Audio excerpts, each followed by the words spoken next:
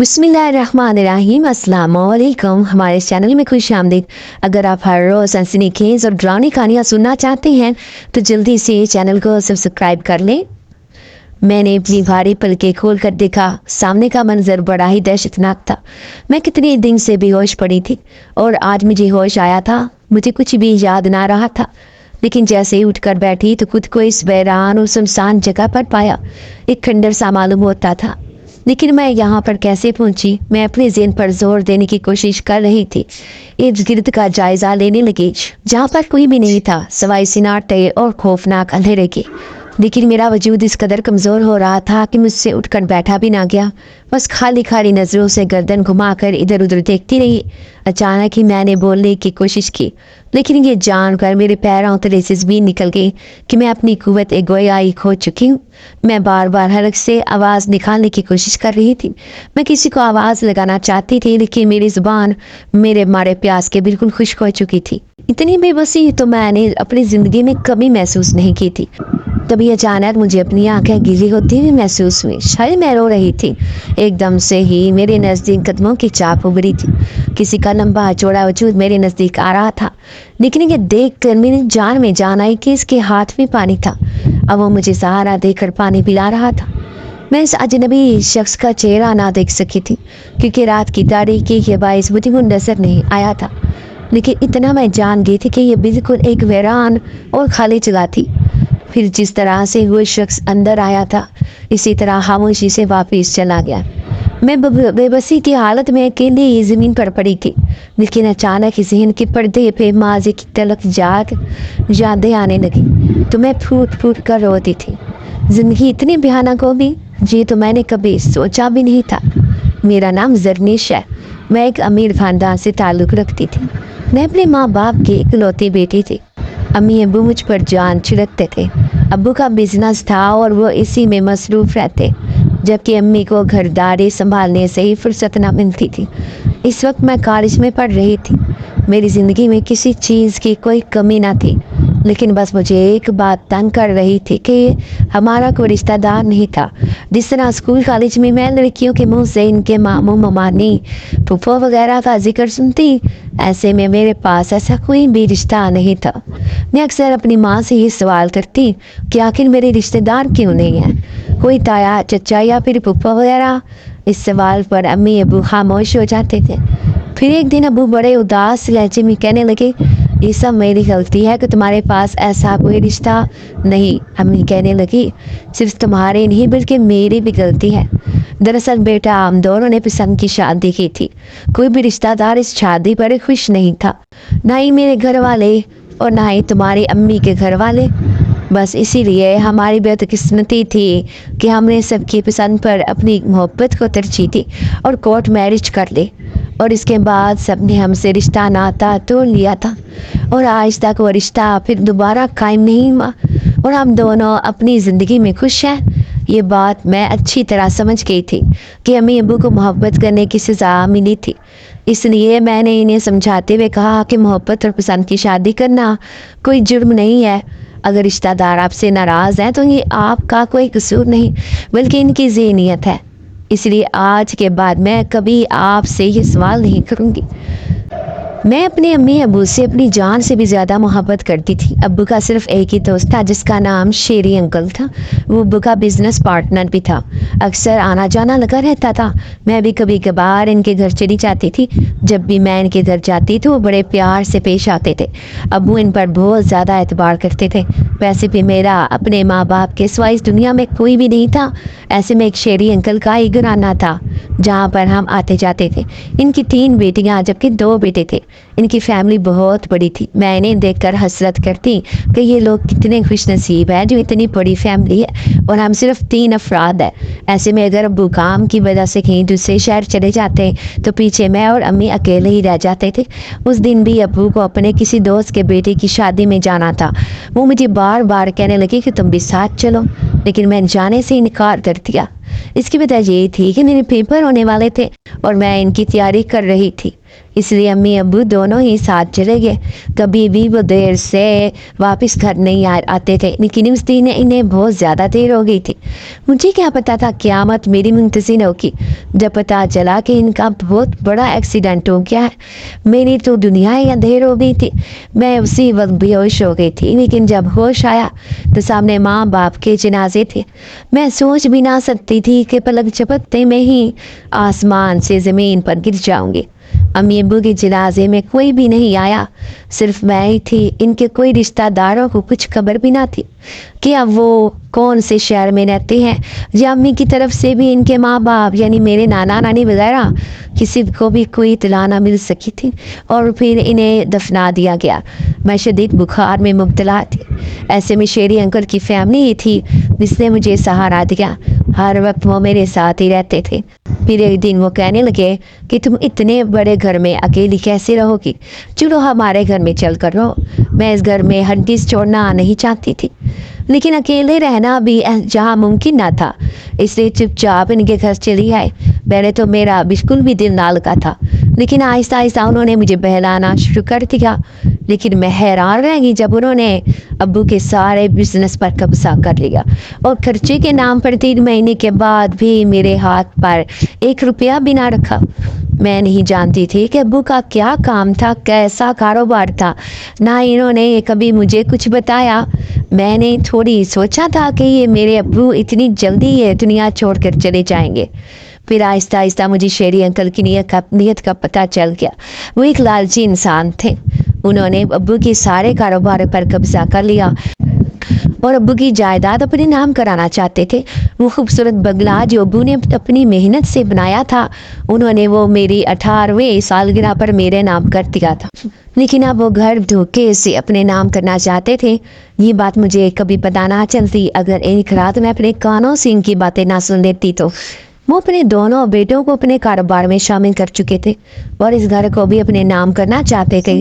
جب انہوں نے مجھ سے وہ کاغذات سائن کروانے چاہے، پہلے تو بڑی پیار سے بات کرتے رہے، لیکن جب میں نے نفرت سے انہیں دیکھا اور کہنے لگے کہ اب ایک لالچی انسان ہے، آپ میرے ماں باپ کے نشانی بھی مجھ سے چھیننا چاہتے ہیں، میں ان کاغذات پر ہرگز سائن نہیں کروں گی۔ پہلے تو وہ میری بات سن کر حیران رہ گئے، پھر زور زبردستی پر اتر آئے، لیکن میں نے بھی ان کاغذات پر سائن کرنے سے صاف انکار کر دیا۔ لیکن ایک دن مجھ پر قیامت ٹوٹ پڑی جب رات سے اندھیرے میں نہ جانے پانی میں انہوں نے کیا گھول کر ملازمہ کے ہاتھوں مجھے دیا، جسے پی کر میں اپنا ہوش کھو بیٹھی تھی۔ پھر اسی ہوش میں مجھے محسوس ہوا جیسے کسی نے مجھے گاڑی میں بٹھایا ہو۔ اب وہ گاڑی ایک ویران اور سنسان جگہ پر آ گئی تھی۔ پھر انہوں نے مجھے ایک گہری نہر میں دھکا دے دیا تھا۔ میں ہاتھ پاؤں مارتی ہوئی جیسے ہوش میں آ چکی تھی، خود کو بچانے کی ناکام کوشش کرنے لگی، لیکن میرے ذہن پر غنودگی تاری تھی۔ لیکن بس مجھے ایسا محسوس ہوا تھا جیسے کوئی کالا سایہ میری طرف بڑھا ہو، جس نے پلک جھپکتے میں مجھے پانی سے نکال کر باہر نکال دیا، اور پھر مجھے نہ جانے کتنی دیر بعد ہوش آیا تھا۔ میرے جسم میں تو جان ہی نہیں تھی، میں اس قدر کمزور ہو چکی تھی کہ میرے لفظ ساتھ نہ دے رہی تھے کہ میں کسی سے کوئی بات کر پاتی۔ پھوٹ پھوٹ کر روتی میں اس ویران اور کھنڈر سی جگہ پر پڑی تھی، میرا جسم حرکت بھی نہیں کر پا رہا تھا۔ شاید 10 سے بھی زیادہ گھنٹے تک میں پانی میں جان بچانے کی کوشش کرتی رہی تھی، اور اب میری ذہنی حالت بہت خراب ہو چکی تھی۔ میں تو اس شخص کو بھی نہ دیکھ پاتی تھی جو میرے قریب آتا، مجھے اپنے ہاتھ سے کھانا پلاتا تھا، جسے کھا کر میں اپنے جسم میں توانائی محسوس کرتی۔ پھر وہ دن بھی آیا جب میں ذرا سی حرکت کر اٹھ بیٹھی۔ وہ مشکل اٹھ کر کھڑی ہوئی اور جہاں کا جائزہ لینے لگی۔ جیسے اس کھنڈنمان عمارت سے باہر نکلی تو میرے پیروں تلے سے زمین نکل کے باہر پھیلا خوفناک سناٹا، اور دور دور تک جھاڑیوں سے اٹا ہوا یہ جنگل۔ ان سب چیزوں کو دیکھ کر میں بری طرح بدحواس ہو گئی تھی۔ یہ اس کھنڈر میں آ کر ایک کمرے میں چھپ کر بیٹھ گئی۔ میں صرف اس شخص کے آنے کا انتظار کر رہی تھی جو مجھے یہاں پر لے کر آیا تھا۔ اس نے میری جان بچائی تھی، شاید ورنہ شیری انکل کے خاندان نے تو مجھے مارنے میں کوئی کسر نہ چھوڑی تھی۔ میں جان چکی تھی ان کی اصلیت کہ وہ مجھے جان سے مار کر اس کروڑوں کے قرض پر قبضہ کرنا چاہتے تھے، اس لیے انہیں مجھ سے جان چھڑانے کا واحد ہی طریقہ نظر آیا۔ میں نے دیکھا میرے جسم پر وہی لباس تھا جو جگہ جگہ سے پھٹ چکا تھا۔ میرے پاس تو کوئی چادر بھی نہیں تھی جس سے میں اپنے آپ کو ڈھانپ لیتی۔ बिखरे हुए बाल, फटे पुराने कपड़े, मैं किसी बेकारम से कम नहीं लग रही थी। बेख्तियार अपने माँ बाप को याद करके मैं फूट फूट कर रोने लगी। कहा नाजो पड़ी मैं इनकी इकलौती बेटी, और माँ बाप के मरने के बाद मैं दुनिया की ठोकरों की जद पे आ गई थी। फिर काफ़ी देर गुजर गई लेकिन वो शख्स ना आया। इस खौफनाक घर में मैं अकेली ही बैठी सिसकियों से रोती रही। रो रो कर भी आंसू खुश्क हो चुके थे। घुटनों में मुँह छुपाए बैठी थी जब अचानक ही किसी ने मेरे वजूद पर चादर ढाँप दी। मैंने एक झटके से सर उठाया था।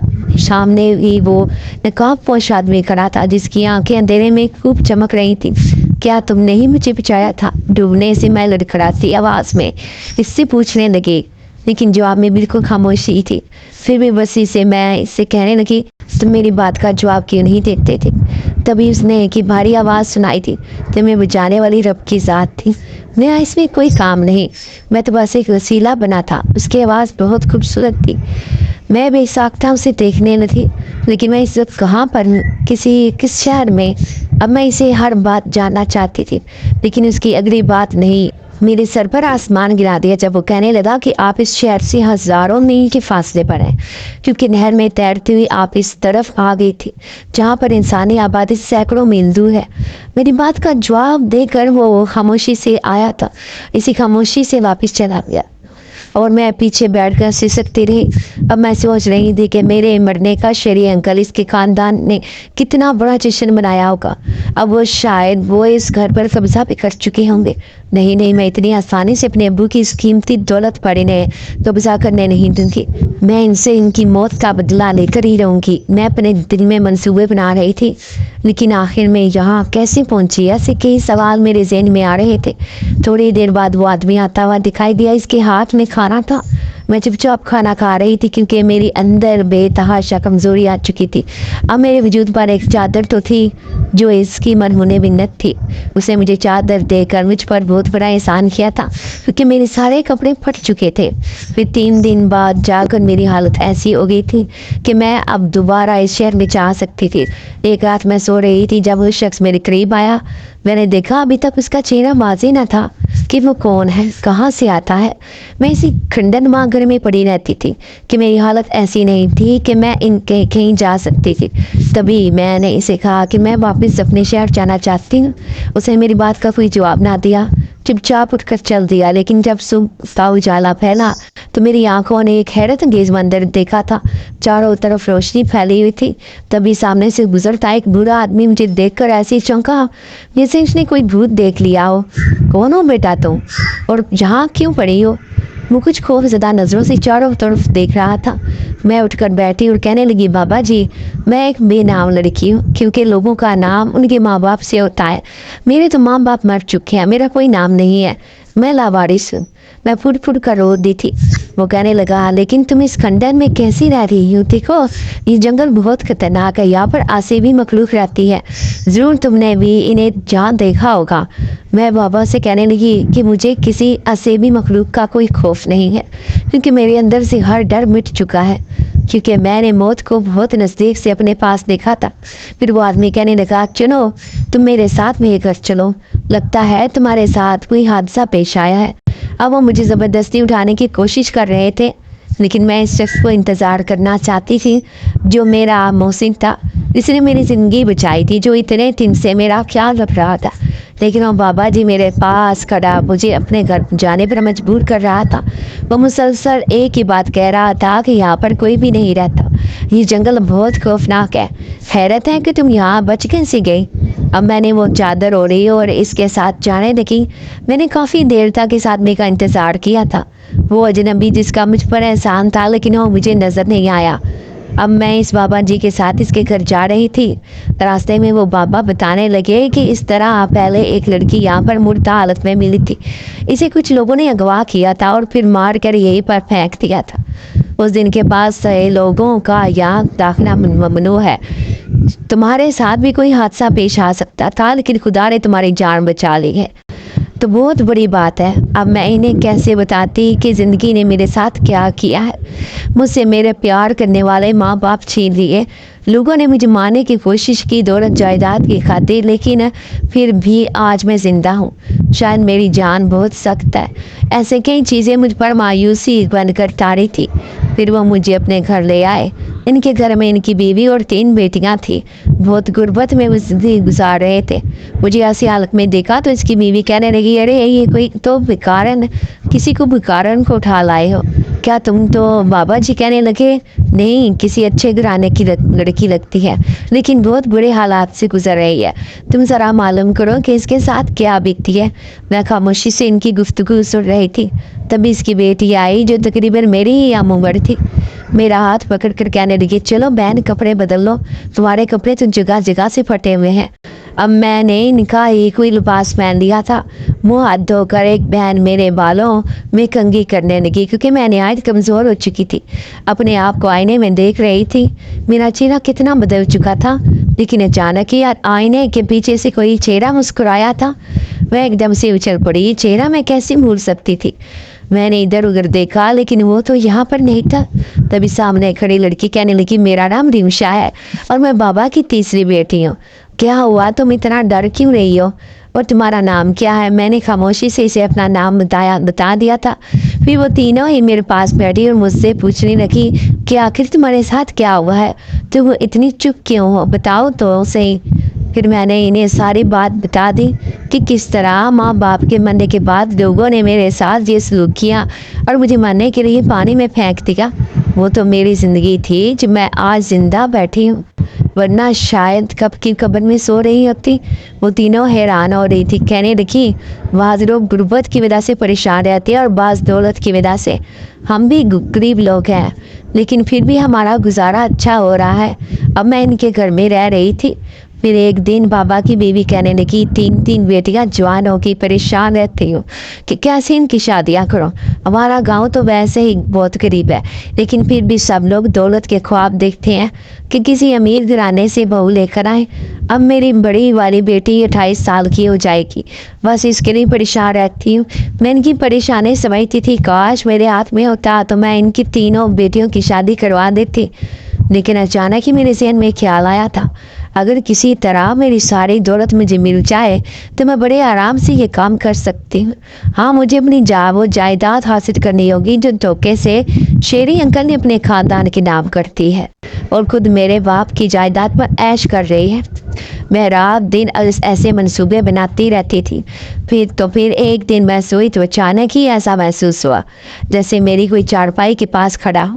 میں ایک جھٹکے سے اٹھ کر بیٹھی تھی، تبھی سامنے کھڑا وجود مجھے دکھائی دینے لگا، لیکن وہ یہاں کیسے پہنچ سکتا تھا؟ وہ سامنے ہی کھڑا تھا، مسکراتی نظروں سے مجھے دیکھتا ہوا۔ اب میں اس کے پاس جا رہی تھی، چلتے چلتے دروازے تک آ گئی تھی۔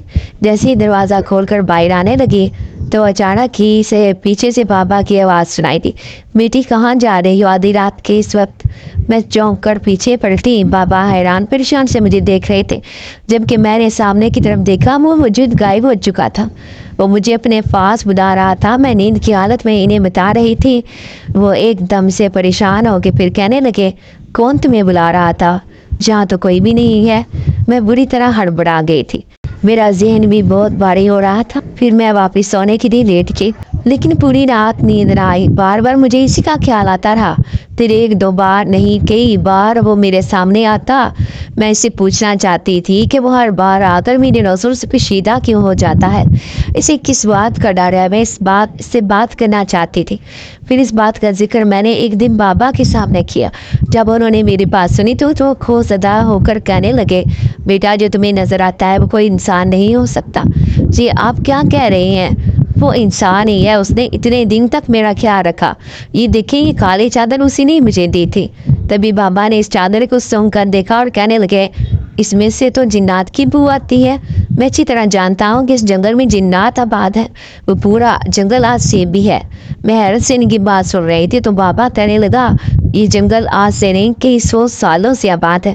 ویسے تو انسانوں کا آنا جانا وہاں منع ہے، एक तो वहाँ पर कत्लो गार्द गिरी बहुत ज़्यादा हो गई थी, दूसरा डाकू वगैरह को छुपने का मौका मिल गया था।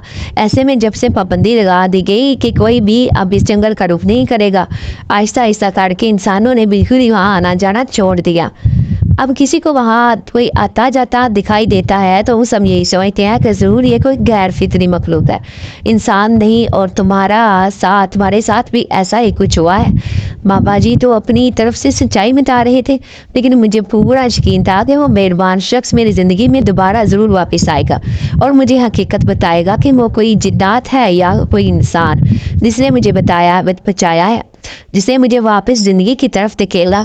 फिर एक दिन मैं बाबा से कहने लगी, मैं वापस अपने शहर जाना चाहती हूँ। मैं देखना चाहती हूँ कि वो लालची लोग कैसे मेरे माँ बाप की दौलत से अय्याशी कर रहे हैं। वहाँ मत जाओ बेटा, तुम्हें खतरा है। पहले भी वो तुम्हारी जान के साथ खिलवाड़ कर चुके हैं, लेकिन अब मैं बहुत मजबूत हो चुकी हूँ। इनकी किसी साजिश का हिस्सा नहीं बनूंगी, बल्कि अपना घर इनसे हासिल करके ही रहूंगी। मैं अज़म कर चुकी थी, फिर उन्होंने मुझे ढेरों दुआएं दी और मैं अकेली ही अपने शहर की तरफ निकल पड़ी। पूरा दिन बस में सफ़र करती रही। चंद पैसे मुझे बाबा जी ने उधार दे दिए थे। फिर जैसे ही शाम हुई तो मैं बस से उतर आई थी।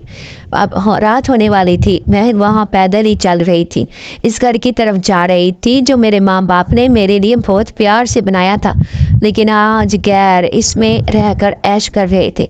जैसे ही एक मेरा रास्ता आया तो ऐसे लगा जैसे कोई मेरे पीछे पीछे आ रहा हो। जो ही पलट कर देखा तो हैरान रह गई। वो एक अजनबी था जिसने मुंह पर मफलर लपेट रखा था। मुझे ऐसे लग रहा था जैसे वो मेरा पीछा कर रहा हो। तभी मैं एक जगह रुकी तो वो भी रुक गया। अब मुझे बहुत घबराहट हो रही थी। फिर गुस्से में आकर मैं इसकी तरफ पलटी और कहने लगी, अब मेरा पीछा क्यों कर रही है। तभी अचानक उसने मुँह से मफलर हटाया। मेरी आंखें बिल्कुल सख्त होकर रह गई। मैं भला इस इंसान को कैसे भूल सकती थी। ये तो वही था मुझे बचाने वाला, तो क्या ये मेरे पीछे पीछे आ रहा था। अब मुझे अपनी आंखों पर यकीन ना आया था। मैं इसे कहने लगी कि तुम जहाँ कैसे। तो वो कहने लगा कि जहाँ तुम जाओगी मैं वहीं पर पहुँच जाऊँगा, क्योंकि तुम्हारी हिफाजत करना मेरी जिम्मेदारी है। मैं इस मेहरबानी पर हैरान रह गई थी। तभी अचानक मुझे बाबा की बात याद आई कि इस जंगल में इंसान नहीं बल्कि जिन्नात रहते हैं। तभी मेरी जुबान पर यह बात आई और मैंने इससे कह दिया कि क्या तुम इंसान हो या जिन्नात जो हर जगह पहुँच जाते हो। मुझे सच सच बताओ, मैं हकीकत जानने के लिए बेचैन हूँ। वो चंद लम्हे खामोश रहा, फिर कहने लगा, इस घोड़े ने तुम्हें बिल्कुल ठीक कहा था। मैं वाकई कोई इंसान नहीं बल्कि एक जिन्नात हूँ। मैं एक जिनजादा हूँ, इसी जंगल का बासी, जहाँ पर मेरा दूसरा कबीला भी आबाद है। लेकिन तुमने मेरी जान क्यों बचाई। ऐसा कैसे हो सकता है कि कोई जिनजात किसी लड़की की जान बचाए। क्या तुमने मुझे डूबते हुए देखा था। मुझे इससे ज़रा भी खौफ महसूस ना हुआ था, क्योंकि इसकी आंखों में मेरे लिए मेहरबानी थी। वो मेरी बात सुनकर मुस्कुराया, फिर कहने लगा, हाँ उस दिन मैं उस दरख्त पर बैठा था जब मैंने इस घिनौनी साजिश को होते हुए देखा। एक लंबा चौड़ा शख्स आया, इसने बेहोश लड़की को अपनी गाड़ी से निकाला और नहर में फेंक दिया। वो लड़की नहर में गिरते ही बुरी तरह चीख रही थी, अपने आप को बचाने के लिए हाथ पांव मार रही थी, लेकिन इसे फेंकने वाला शख्स बेरहमी से मुस्कुराता रहा। मुझे हैरत हो रही थी कि कोई इंसान किसी दूसरे इंसान की जान का दुश्मन कैसे बन सकता है, और जबकि इंसान भी वो जो बहुत कमज़ोर होता है। एक लड़की जो बहुत मासूम और कमज़ोर लग रही थी, लेकिन अब वो अपनी सारी ताकत खोने वाली थी, क्योंकि पानी रफ्ता रफ्ता इसकी सांस की नालियों में जा रहा था और सांस लेना इससे दुश्वार हो गया था। अब सिर्फ इसके खूबसूरत हाथों के अलावा पूरा वजूद पानी के अंदर डूब गया था। तभी मैंने एकदम से अपने आप को इंसानी रूप में ढाला और नहंग लहर में छलांग लगा दी। वैसे भी हमारे शहंशाही जिन्नात हैं, हम सारे जिन्नातों को ये तरबियत दी है कि जब भी हम किसी मखलूक को किसी तकलीफ में देखते हैं तो इसकी जान बचाना हम पर फ़र्ज हो जाता है। इसलिए मैंने आओ देखा ना था और तुम्हें पानी से निकाल कर ले आया। कई दिन तक तुम्हारा ख्याल रखा। तुम्हें ये जानकर हैरत होगी कि पूरे 3 दिन बाद तुम्हें होश आया था, क्योंकि तुम्हारी ज़हनी हालत बहुत ज़्यादा ख़राब हो चुकी थी। मैंने तुम्हें हमेशा के लिए अपने पास रखना चाहता था, लेकिन शायद ये मुमकिन नहीं था। अच्छा हुआ जो तुम वहाँ से चली गई, वरना कब तक हम जिन्नात की दुनिया में रहती। अब भी मैं तुम्हें अकेला नहीं छोड़ूंगा। جب تک تمہیں میری ضرورت ہے تو میں مجھے اپنے ساتھ ایسے ہی پاؤ گی۔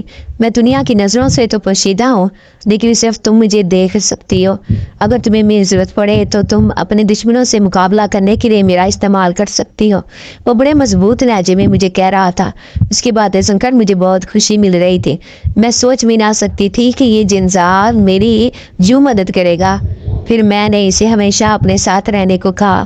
میں نے اسے کہہ دیا کہ اس کا ساتھ ہونے کی وجہ سے میں اپنے آپ کو طاقتور سمجھ رہی ہوں۔ اب میں سیدھا اسی گھر میں جا رہی تھی جو میرا گھر تھا۔ میں جانتی تھی کہ جب گھر والے بھی مجھے دیکھیں گے، زندہ دیکھیں گے، تو ان کی آنکھیں پھٹی کی پھٹی رہ جائیں گی۔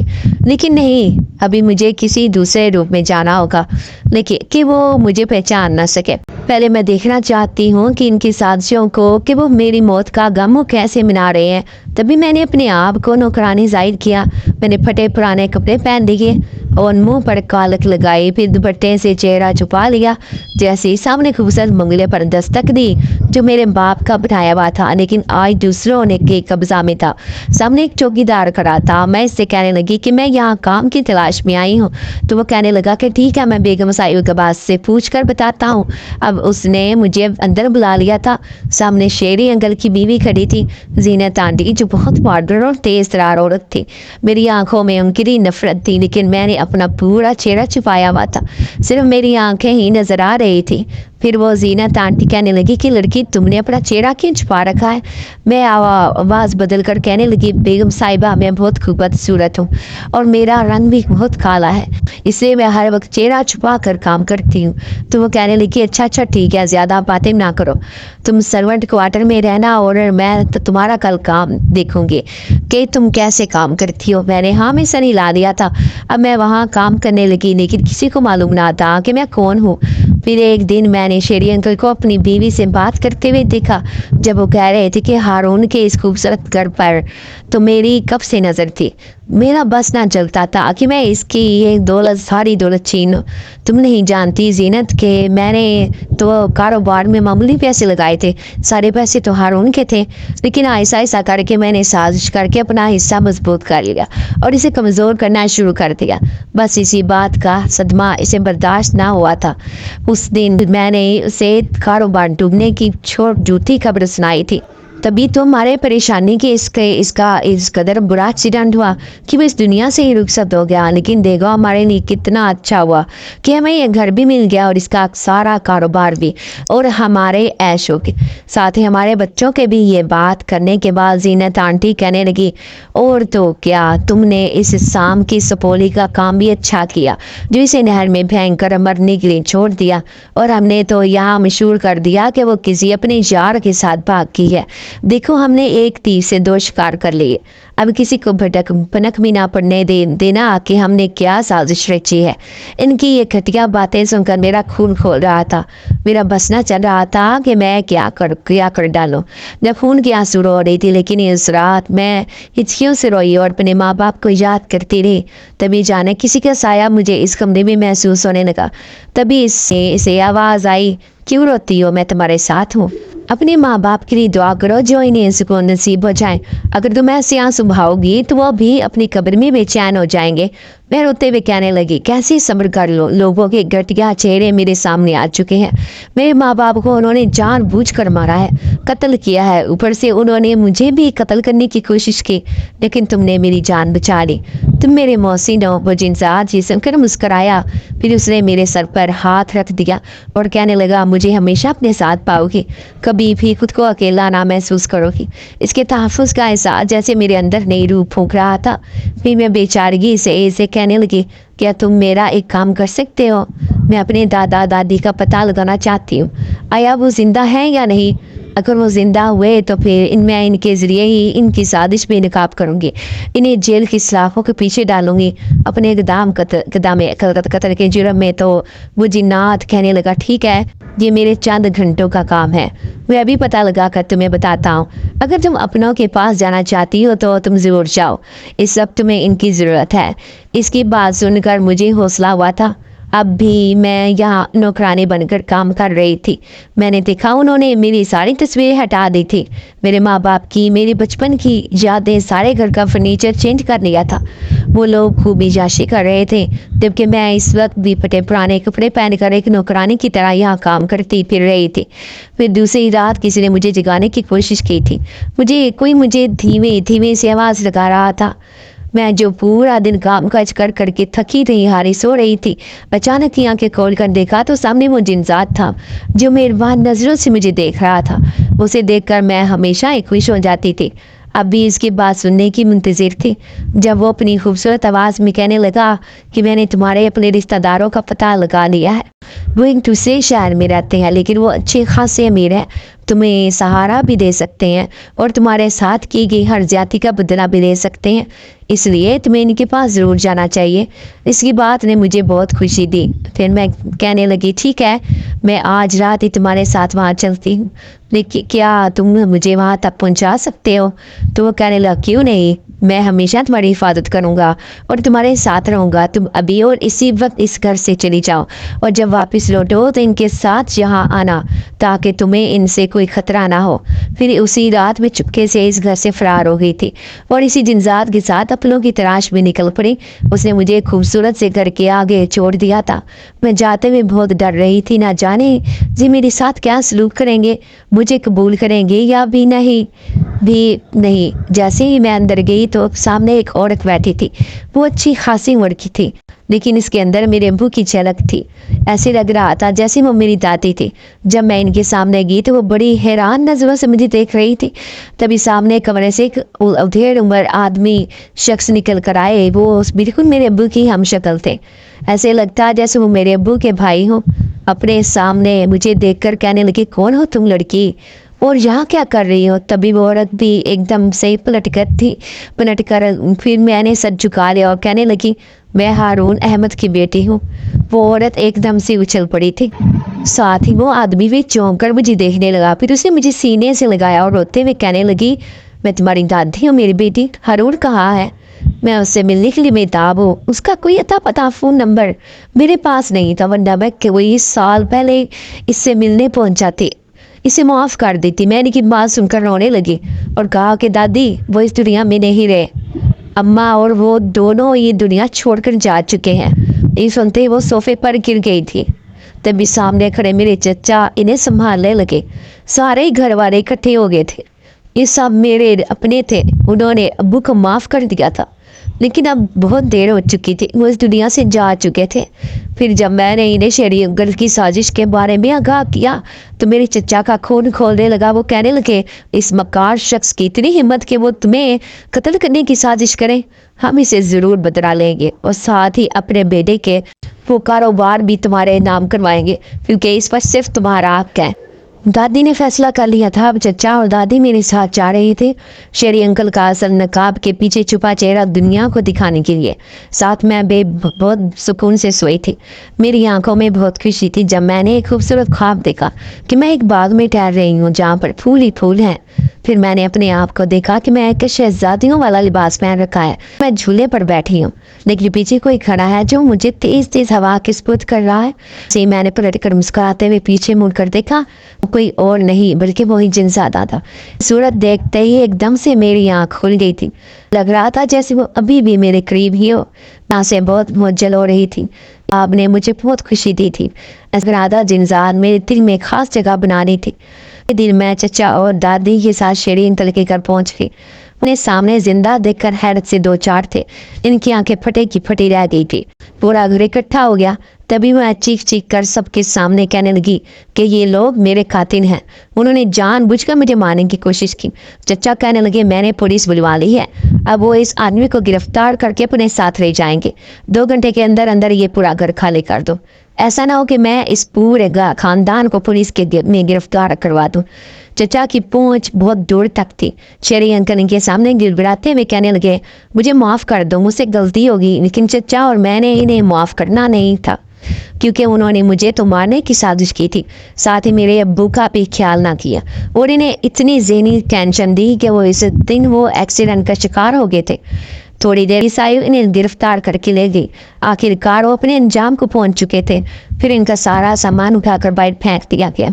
अब मैं इस घर में रह रही थी।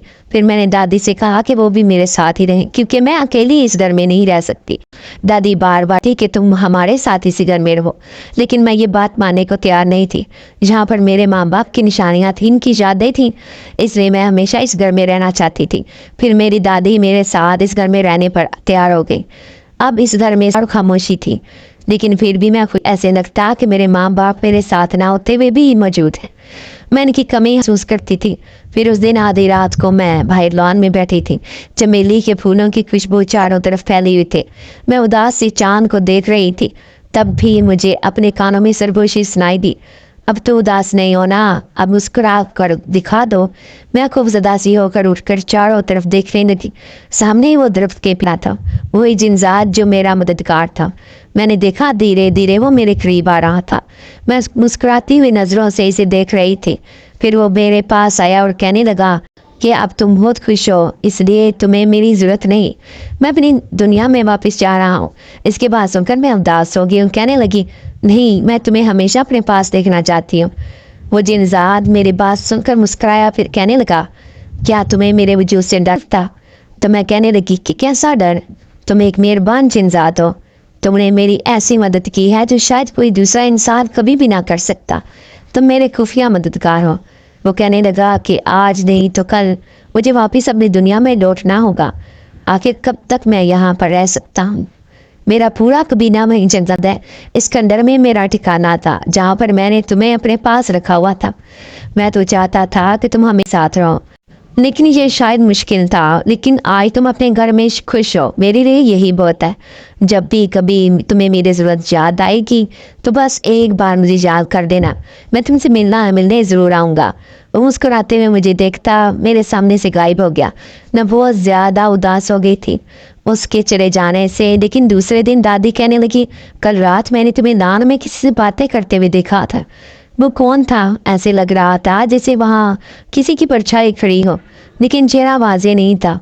मैं बहुत ज़्यादा डरी हुई लग रही थी। मैंने इनकी बात सुनकर मुस्कुरा दी और कहने लगी, दादी, यूँ समझ लो कि वो एक पोशीदा मखलूक है जो सिर्फ मुझसे मिलने आती है। दादी मेरी बात सुनकर हैरान थी। फिर मैं इन्हें कहने लगी, जब शेरी अंकल ने मुझे नहर के पानी में फेंक दिया था, आप जानती हैं कि वो पानी कितना गहरा था। मैंने मौत को बहुत नज़दीक से देखा था, लेकिन फिर आप ये सोचें कि मैं इतने गहरे पानी में कैसे बच गई थी। अब दादी भी हैरान थी। वो कहने लगी, हाँ, ये तो मैंने सोचा ही नहीं। आखिर तुम्हें किसने बचाया था? और तुम्हें तो तैरना भी नहीं आता। मेरी बेटी, फिर वो कौन था तुम्हें बचाने वाला? मैं इसका शुक्र अदा करना चाहती हूँ। अगर वो एक बार मेरे सामने आया तो मैं इससे कहूँगी कि उसने मेरे हारून की निशानी को दूसरी ज़िंदगी दी। मैं इसकी एहसान मान दूँ। मैं इनकी बात सुनकर मुस्कुरा दी और कहने लगी, दादी, आपको शायद यकीन ना आए कि मुझे बचाने वाला कोई इंसान नहीं बल्कि एक जिनजात था। इनकी आंखें फटी की फटी रह गई थी। वो कहने लगी कि ये कैसे हो सकता है? ये क्या कह रही हो? तो मैं उदासी से कहने लगी, मैं सच कह रही हूँ दादी, मुझे बचाने वाला एक जिनजात ही था। मैंने सिर्फ इसका अक्सर देखा था, लेकिन जब मुझे होश आया तो ना सिर्फ मुझे खाना वगैरह भी खिलाता था, बल्कि मुझे इसने एक खूबसूरत चादर भी दी थी जिसके अंदर से इसकी खुशबू आती थी। उसने कई दिन तक मेरा ख्याल रखा और फिर जब जब मुझे इसकी ज़रूरत पड़ी वो मेरी मदद करने ज़रूर आता था। और अब वो वापस अपनी दुनिया में लौट गया है। दादी ये सुनकर हैरान थी। फिर मैंने अपने कमरे की अलमारी से इन्हें वो चादर ला कर दिखाई। वो बहुत खूबसूरत थी। दादी कहने लगी, हाँ, ये तो बिल्कुल किसी दूसरी दुनिया की चादर दिखाई देती है। किस कदर खूबसूरत है। मैं इनकी बात सुनकर मुस्कुरा दी। मैं इस निशानी को हमेशा संभाल कर रखना चाहती थी। फिर एक दिन चचा के बच्चे मुझसे मिलने आए और घूमने फिरने का प्रोग्राम बना रहे थे। फिर मेरी खुशी के लिए उन्होंने किसी दूसरे शहर जाने का प्रोग्राम बनाया जो पहाड़ी इलाके का शहर था। फिर मैं इनके साथ वहाँ घूमने फिरने चली गई। वो जगह बहुत खूबसूरत थी। यूं ही घूमते ही एक जंगल के करीब आ गई, लेकिन एक जगह पर मेरी नज़र जैसे ठहर सी गई थी। मैं इस जगह को कैसे भूल सकती थी? ये एक वीरान सा खंडर था, टूटा फूटा सा। माजी की कई यादें मेरी आंखों के सामने आने लगी। मेरी आंखों में बेख्तियार आंसू आ गए थे। तभी मेरी कज़न आकर मुझे झंझोड़ते हुए कहने लगी, क्या हुआ तुम्हें? क्यों रो रही हो? लेकिन ना जाने क्यों मेरी आंखें भीग गई थी। मुझे इसी जिनजात की याद सता रही थी। फिर उस रात मैं सबसे छुप कर इस जगह पर आई थी। मुझे यकीन था कि वो मुझे मिलने ज़रूर आएगा। पास ही एक नीले रंग की झील थी। मैं झील के किनारे खड़ी थी जब मैंने इधर दरख्त से बंधा हुआ इस झूले को देखा और मैं इस झूले में बैठ गई थी। तभी किसी ने पीछे से आकर मुझे हवाओं के सुपुर्द कर दिया। मेरा देखा हुआ ख्वाब सच साबित हो गया था। मुझे अपनी आंखों पर यकीन न आया। जैसे ही पलट कर देखा तो सामने वही जिनजात खड़ा था, मुस्कुराती हुई नज़रों से मुझे देखता हुआ। आज भी उसकी खूबसूरत आंखें खूब चमक रही थी। मैं इसे अपने सामने देखकर भी हाथ बेतहाशा खुश हुई थी। फिर उसने मेरे कान में सरगोशी की और कहने लगा कि वो भी मुझे देखकर बहुत खुश है। अब मैं हवाओं में उड़ रही थी। ऐसे लगता कि जैसे मेरी और इस जिनजादे की मोहब्बत की नई शुरुआत हो चुकी हो। फिर मैं इस जगह से तो वापस लौट आई थी, लेकिन मेरे दिल की दुनिया पूरी बदल गई थी। अब भी अक्सर रात को मैं चांद को देखती हूँ तो भी मुझे इसी जिनजादे का इस चांद में दिखाई देता है।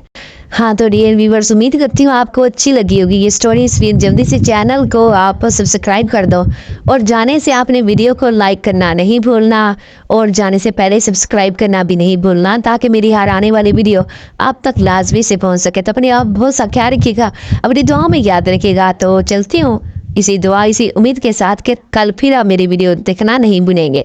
ओके, अल्लाह हाफिज़।